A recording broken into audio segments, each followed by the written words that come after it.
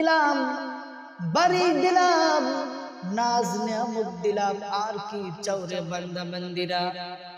আর কি চাওয়ার কিছু বাকি আছে গে?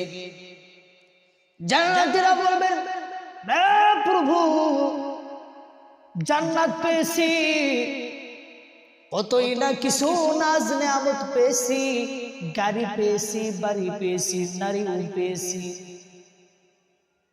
আমার লক্ষ্য করে দেখুন, জান্নাতের মধ্যে আপনি যা চাইবেন তাই পাবেন, কোনো কিছুর অভাব থাকবে না।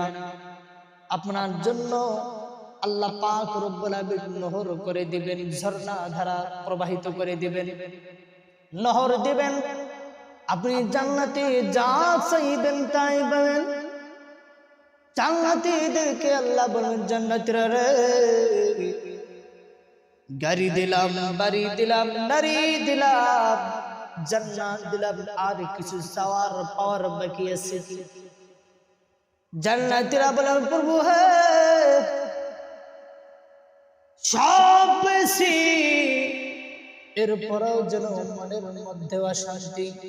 কেন গো অশান্তি মনের মধ্যে, দিলের মধ্যে? প্রচন্ড শীতের সময় আরামের ঘুমটাকে হারাম করে দিয়ে, ল্যাপটাকে ফেলিয়ে দিয়ে,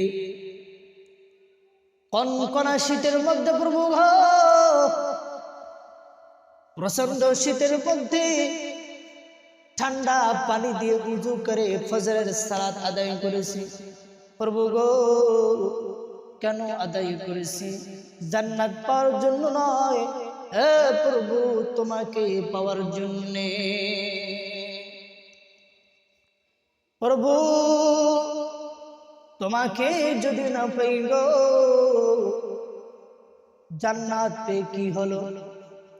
আমরা তো জান্নাত পাওয়ার জন্য ইবাদত করি না, আপনাকে পাওয়ার জন্য ইবাদত করেছি।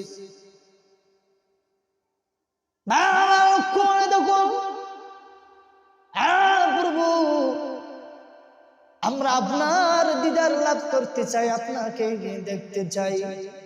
আল্লাহ পাক রব্বুল আলামিন কোরআনুল কারীমের মধ্যে জানিয়ে দিয়েছেন, তাহিয়াতুহুম ইয়াওমা ইয়ালকাউনাহু সালাম, যেদিন তোমাদের সাথে আমার সাক্ষাৎ হবে, আমি আল্লাহ তোমাদের সঙ্গে